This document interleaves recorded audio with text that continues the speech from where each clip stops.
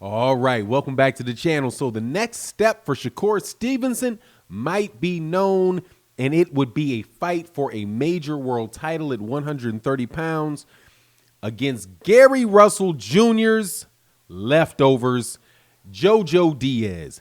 Like the fight for Shakur Stevenson, hate the fight for what it says about the sport of boxing and fighters like Gary Russell Jr. getting ducked like there's no tomorrow.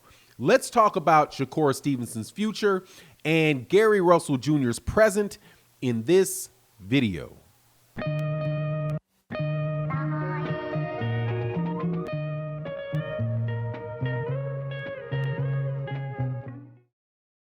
All right, welcome back to the channel. First things first, Shakur Stevenson is a monster.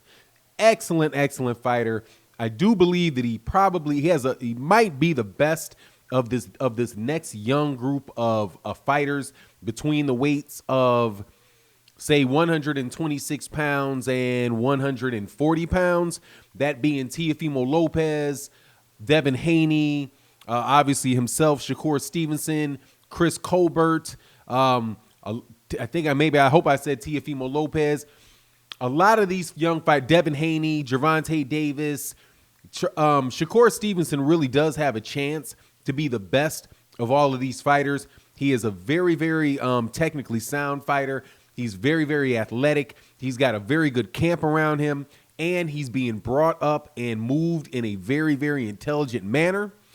He had won a championship at 126 pounds, the WBO belt, and now, according to ESPN, it looks like the next fight for Shakur Stevenson might actually be JoJo Diaz. Now, the funny part of it being JoJo Diaz from the Shakur Stevenson part of it is that Shakur Stevenson was looking to get the winner of Carl Frampton versus Jamel Herring.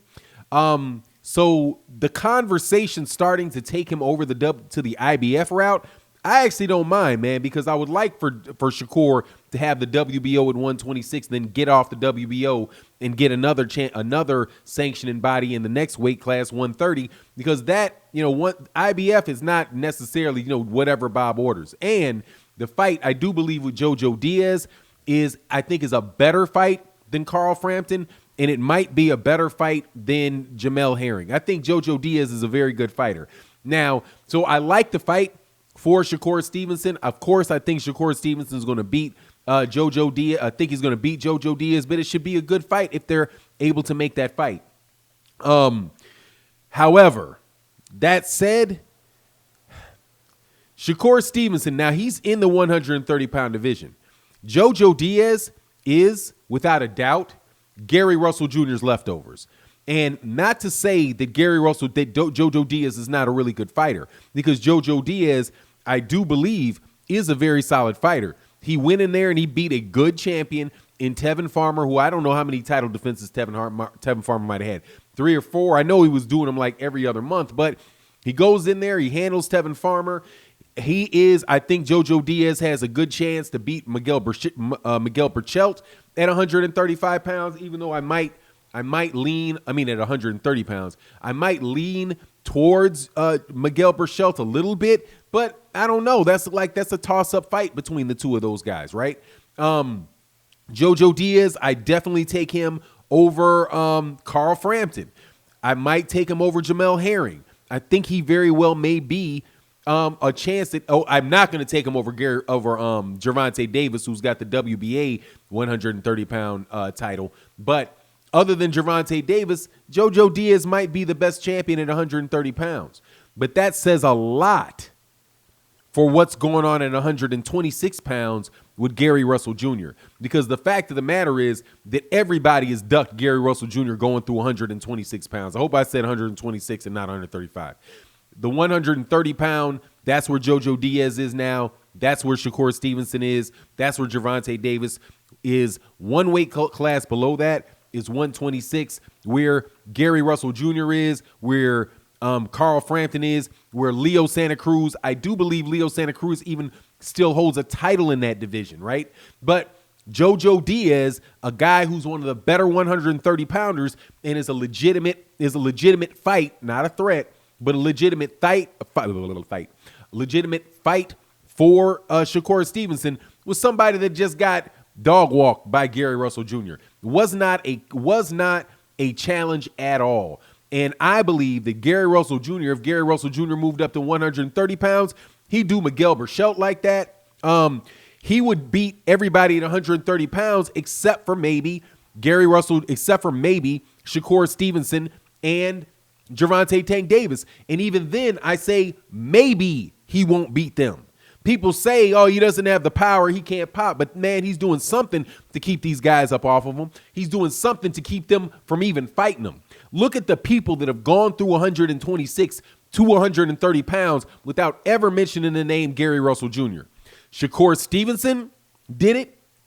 Carl Frampton did it. Josh Warrington is doing it right now. Leo Santa Cruz is doing it right now and did it. What do you do when you leave and you still keep the championship in the same division? None of these guys had any intention on fighting Gary Russell Jr.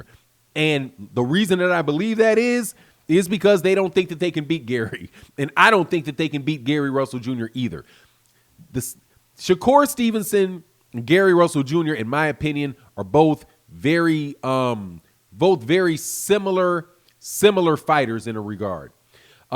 In that they are both slick fighters.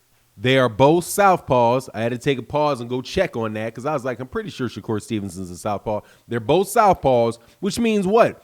People don't want to fight them because in the southpaw stance, that's the opposite from the orthodox stance, the left-handed stance in boxing is called southpaw. The right-handed stance is called orthodox. Because Gary Russell Jr. fights out of the southpaw stance, that throws off the aggressiveness and the game plan of a lot of fighters. And Gary Russell Jr. can pop with both hands. He's very good at slipping shots, staying close, and getting in on you. And that's why you don't see anybody wanting to fight him. But people use the narrative of people not wanting to fight him, or the fact, that people don't want to fight him, and use that and try to turn that around on Gary Russell Jr. and say that Gary Russell Jr. doesn't want to fight any of them. That's just another one of those duck tactics. It's another marketing, PR department marketing ploy that people use when they don't want to fight somebody. I guarantee you that Shakur Stevenson, I don't doubt that Shakur Stevenson would fight Gary Russell Jr. I do doubt that ESPN would go out of their way to make that fight. Same thing for Leo Santa Cruz. Leo Santa Cruz had to be called out so badly by Gary Russell Jr. to then do what? Sell his chin to Leo Santa Cruz. Now, would Gary Russell Jr. have knocked out Leo Santa Cruz like Gervonta Davis did? Maybe not. Would he have outboxed him and not allowed him to touch him with the jabs and the shots that Gervonta got touched with? That's my opinion. I believe that he would beat Leo Santa Cruz, and he would beat Leo Santa Cruz impressively. But unfortunately for Gary Russell Jr., he is not going to get that opportunity because, that's not the type of champion that they want to have in boxing, right? Let's make the JoJo Diaz, Shakur Stevenson fight. We can't make the Shakur Stevenson, Gary Russell Jr. fight. Let's make the Shakur Stevenson fight with Miguel Burchelt. We can't make the Shakur Stevenson fight with a guy named like Chris Colbert. We need peanut butter and chocolate at all costs. And that's kind of the game plan people do to try to hit this demographic and this demographic, right, to make the fight bigger. Shakur Stevenson's getting a lot more press because he's with Top Rank than Gary Russell Jr. got. But at the end of the day, man, people ain't trying to fight Gary Russell Jr. because Gary Russell Jr. can beat him. Shakur Stevenson, I'm not saying that he needed at 126 to fight Gary Russell Jr. because I do believe even with the belt at 126, I believe the dude was still a prospect when he won it. And now at 130 and at 140, he'll start really stepping up, hopefully, and beating the top competition and really fighting the top competition. Unfortunately for Shakur Stevenson, although he's getting this initial push that he gets because he's from Top Rank, let's see when he gets to that threshold of when he gets to a champion and he's trying to go from champion to superstar champion, and that's where Top Rank is going to slap him right on the head and say, nope, you stay right there, champion. We not blowing your name up all like that. Just remember I said that. But anyway, that's my take on the matter. Again, no shade at all on Shakur Stevenson for fighting JoJo Diaz. I'm looking forward to the fight. But at the same time, it is And absolutely another bit of evidence or another example of how people down there at 126 ducked all of the smoke, but yet and still can move up in weight, get a championship in a higher weight class, but never have been the best one in a weight class below them. Pay attention to Canelo Alvarez in that regard. Anyway, that's my take on the circumstance. You let me know yours. And with that, I'm out. Peace.